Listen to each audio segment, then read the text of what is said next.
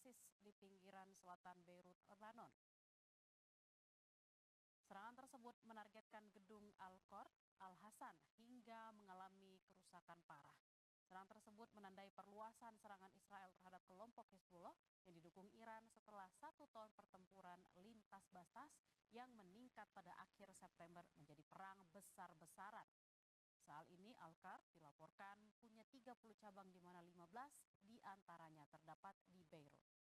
Serangan dilakukan setelah Israel mengancam akan menyerang cabang-cabang Al-Qard Al-Hassan lainnya. Pertempuran Israel dan Hizbullah belum menunjukkan tanda akan mereda.